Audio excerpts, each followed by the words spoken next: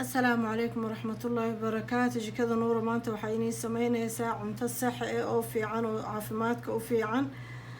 inta waxa igu jira bakeeri timir ah, inta waxa igu jira bakeeri caano ah, inta xabad oo carfisa iyo milix yar, inta sooyo baking powder oo kan xalaawiye macaanka lagu sameeyo, kana baking powder waaye laba xabo bayd ah oo ukun ah, qorfo oon shiide bakeeri yar oo saytuun ah. geedkan ayaan ka sameynaa meesha daqiiq looga daray ama bur looga daray hadba qofka suu u yaqaano. aan maxay ahayd shuufaankan oo kuwi kar aan ku daraa maxay ahayd aan ooga dhiga daqiiq lagu madaraayo sokor la-aan waaye maasha allah. dadka sokorta qabo iyo dadka waaweyn iyo ilmahaba wuu fiican yahay, waa fitamiinaad. ila socda walaalahayga qaaliga.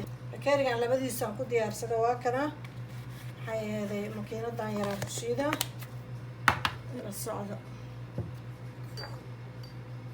waa qandac timirtan kusii shubanaa waxoogaa si ay usii jilacdo.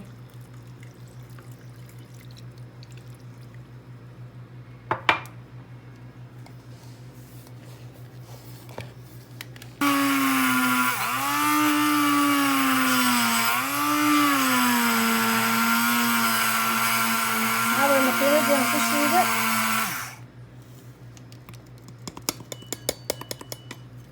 kana budo waaye saxaabay. hadda waan isku dardara ila socdo. hadda waxaan ku darayaa faliinadii ama carfiso, sooya, baking powder iyo milix, qurunfalki,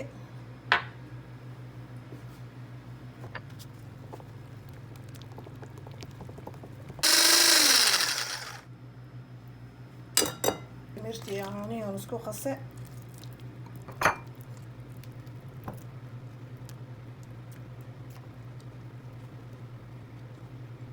inta waxaan ku daraa shuufaanki.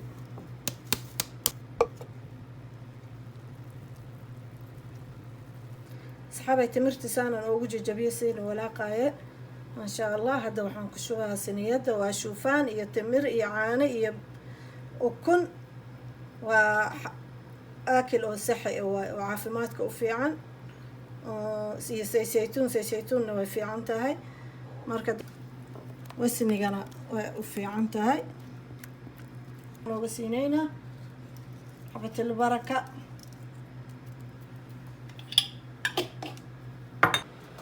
boqol iyo 80 way xaraarada 35 daqiiqo ku jira insha allah ama 30.